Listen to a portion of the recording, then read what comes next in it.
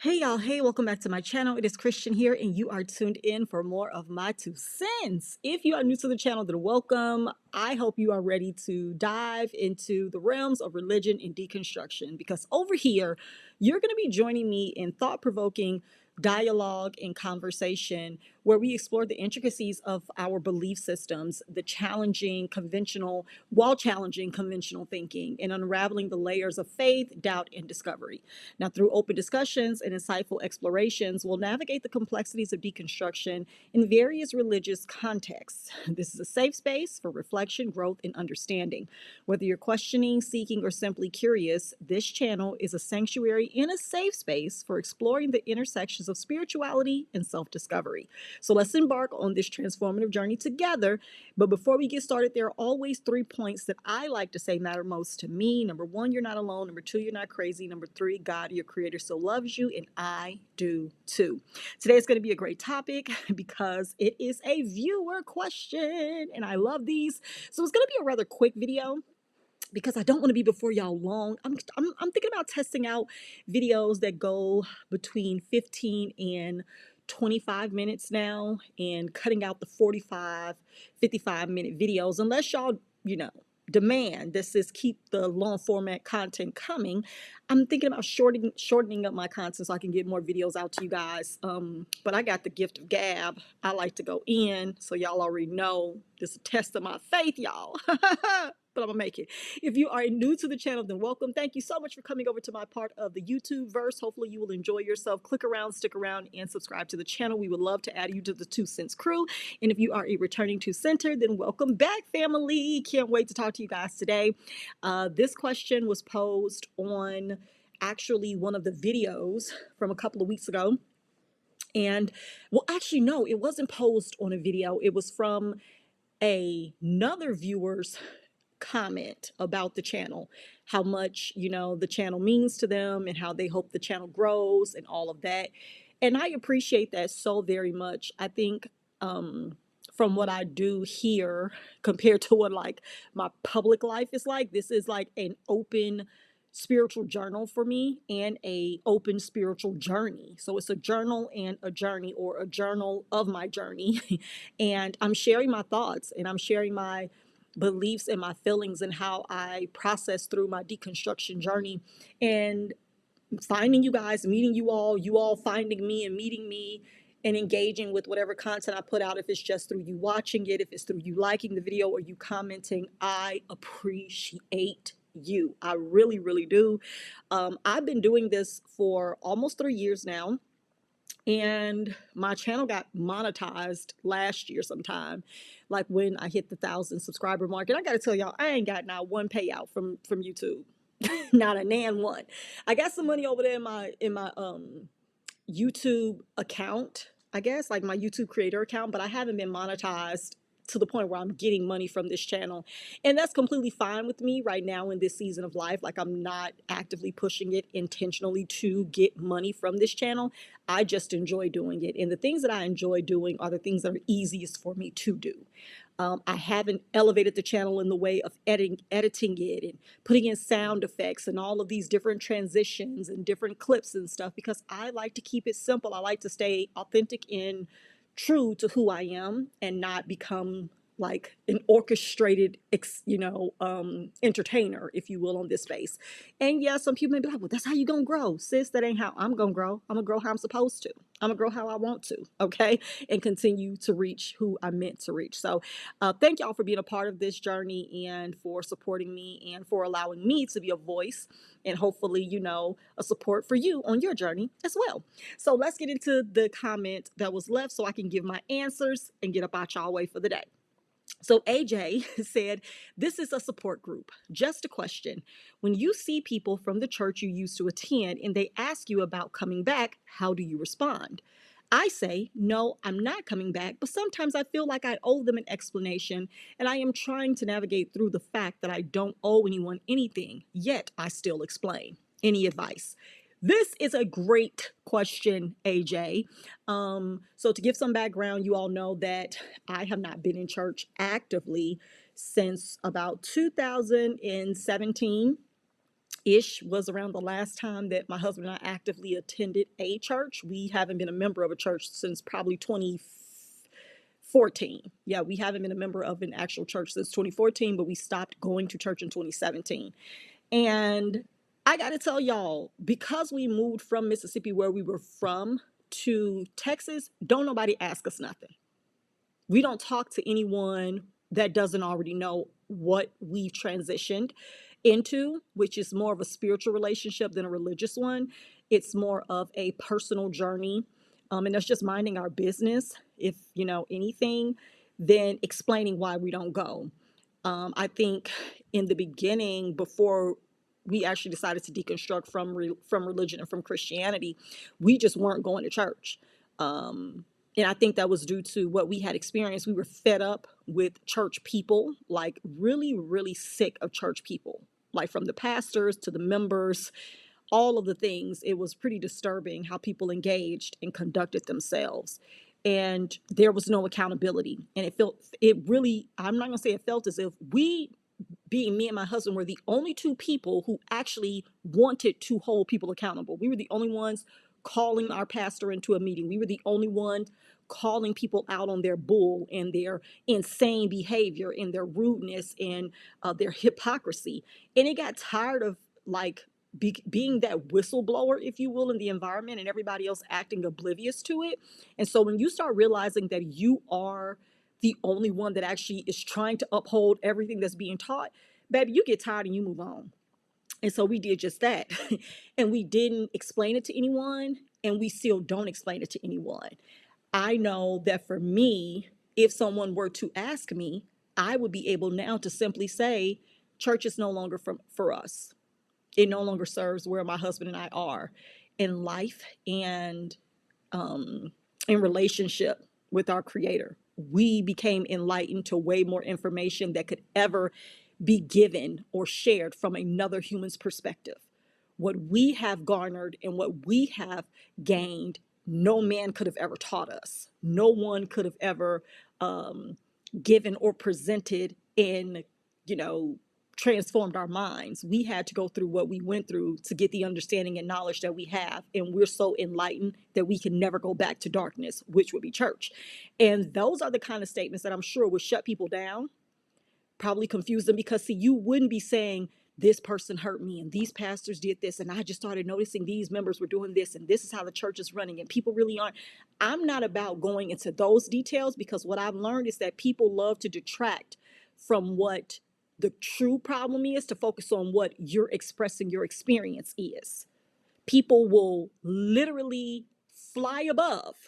They will soar above whatever you just said, and instead of directly focusing in on the real problems and holding real people accountable, they'll just start saying things like, well, you don't go to church for people, right? You go to church for God, or you still go to your job and there's people there who aren't saved and there's people there who've done you wrong. The two do not go together. The two are not mutually exclusive. Please focus, stay on topic. And so for me, I would just go the route of saying, if ever asked, church no longer serves where Courtney and I are, right? Religious encounters and rituals and what are those the things, like when you constantly do it over and over and over and over again, that nothing. Like, it's refreshing to not have to get up and go to church on Sunday. It's refreshing to lounge and go to the park or to lunch or the movies or sit in my living room on Sundays than to become performative for people on Sunday. God knows who I am through the week, Monday through Sunday. I don't have to show up to provide any, proof to you on Sunday. Y'all enjoy, right? The circus. So with you feeling like you still owe them an explanation, that's still like a part of the work you'll have to do, that releases you from their opinion or even caring about what they think if you don't go in depth. Because at the end of the day, you're not trying to convince them of your freedom. You just need to actually demonstrate your freedom, which is, I'm so free that I'm not even bound to explaining myself to you. Hey, hey, hey, woo! Again, I say, I'm so free that I'm not even bound to explaining myself to you. If you don't get why I don't go, that's not my business. I don't attend anymore. Yeah. Nope, I don't. Okay. And we're done. What else are we discussing? Now, if they ask more questions, then you can give more answers based off of your comfort level and where you are in explaining yourself. But I do have some things that I wrote down that I think might help you and others who may be listening on how to address why you no longer attend church and how not to feel bad about it if you are the type who just likes to explain yourself, not so much as a people pleaser, but just like giving context. These are some different ways that you can do that, right? Because at the end of the day, the focus is making sure that whatever your decision has been to deconstruct, to disconnect from church culture, to just no longer be a believer, that is your choice. That is your decision. Just as no one has a right to force their beliefs on you, you also do not have a right to force your belief on them or try to convince them that they're doing wrong and they need to get away or get out or whatever. They'll get that when they get that. And if they never do, that has nothing to do with you. But the fact that you got out is everything for you to enjoy.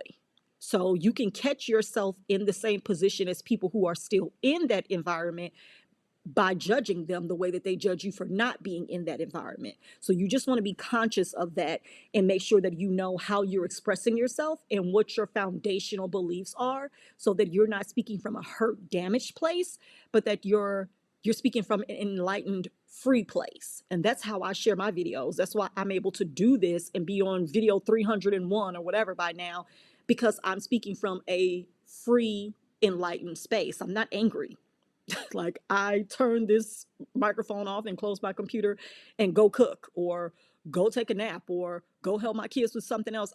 It doesn't bother me anymore what people do or don't do, where they are or where they aren't, what they know, what they don't know. I am not here to be some great guru for you. I'm here to stay free for me. All right. So here's some things that I think that would be great responses for you to say. You can say, I've been exploring different paths for spiritual growth lately and have found attending church to not be the best fit for me right now. Okay? I've been exploring different paths for spiritual growth lately and haven't found attending church to be the best fit for me right now. On this journey, I'm not engaging in church environments. I'm not engaging in church culture. I'm good on that. My spiritual journey, my path that I'm on right now is going in a different direction. That can be it. Or you can say, my beliefs have evolved and I feel more connected to spirituality in different ways outside of organized religion. My beliefs have evolved and I feel more connected to spirituality in different ways outside of organized religion. Because at the end of the day, however you engage with your creator is your business. That is your business. And we were given our religion, and I've said this several times. Our race was picked for us, our ethnicity, our race, our family was picked for us, who we were born to, right? Our sexual orientation was picked for us, and our religion was picked for us. Majority of us as adults did not choose our religion once we became adults. It was given to us as a child based off of who our parents were and what they decided to believe in. So the most important factors that control our identities have already been chosen by someone else. So you're literally not even yourself to a certain degree, because your beliefs and your character and your personality and your values and your integrity and your moral compass has already been gauged by everything else that was picked for you. Imagine what your dining experience would be like if your food was already picked or always picked for you by someone else. You wouldn't really know what you liked. Oh, I was introduced to this by this person, and I was introduced to this by that person. And when I went to this restaurant, this is what they put in front of me, so I had to eat a little bit of it. And you don't really know like what your taste buds are, what your preferences are, or even how to prepare certain things, because you've always been given something to eat. You've never gone and gotten you something to eat. You've never picked your own meal to be fulfilled from that. So think about all of these elements of your life and then you having to explain what your beliefs are now because you picked them versus the beliefs that were given to you that you didn't pick. Child, I've evolved and that is not the route I'm going. Okay. Next, I found community and fulfillment in other activities and groups that align better with my values and interests. Okay? I'm somewhere else doing something else with someone else. Yeah, see you later. Next, I've taken a break to reassess what I truly believe and how I want to practice my faith. I like this one, especially for people who are new to the deconstruction journey. Before you use words like I'm deconstructing or um, I'm tired of people at church or I'm done with the church, say things that protect you, right, from being attacked, but also protects you from being perceived, okay? Perceived as bitter, because that matters. So I like this one the most. I've taken a break to reassess what I truly believe and how I want to practice my faith. This is a safe response, okay? And my last one is I appreciate your concern, but I prefer to keep my spiritual journey private. Thank you for understanding. Baby, that's me. That's me too. In the beginning, it would be I've taken a break to reassess what I truly believe and how I want to practice my faith. That would have been in the beginning. But right now, today, I appreciate your concern, but I prefer to keep my spiritual journey private. Thank you for understanding. Because that's a shutdown. That's a shutdown to not engage and to disarm people from wanting to debate or wanting to project what they think or why they think you don't attend or why they think you stopped or them possibly wanting to tell you about all of the things that are going to happen because you stopped. I appreciate your concern, but I prefer to keep my spiritual journey private. I do not discuss finances, relationships, weight, or religion. I do not do it. I do not do it. If you're not a part of my core circle, I do not discuss finances, relationships, weight, or religion. I don't do it. Keep your opinion to yourself, and I'm going to keep mine to myself. Because if you give me any unsolicited advice or say anything to me about my life that I didn't ask you for, you're going to get a verbal assault that you will never forget. So, in order to keep those lines and those boundaries, from being crossed, dead it. And I think that those are 5 great ways to say that. And if you guys would like me to type it out, write it out, or provide it, it's 11:11, y'all, while I'm recording this. See, double numbers. I see them all the time. If you guys would like me to write these down or write them out on the community page, let me know in the comments and I will definitely do that. Hopefully, AJ, this answers your question. I didn't quite hit the 15-minute mark. I'm at almost 18 minutes, but I did it. I stayed beneath 30 and I'm excited. Woo! Okay, so this is the start of something great. Hopefully you guys have enjoyed this video. Let me know in the comments below how you respond to people who ask you why you no longer go to church, and if any of these quotes or comments or questions or responses are helpful and something that you will use. All right, if you've enjoyed the video, like it, subscribe to the channel. I would love to add you to my 2 cents crew. Until next time, I'll catch you in the next video. Bye.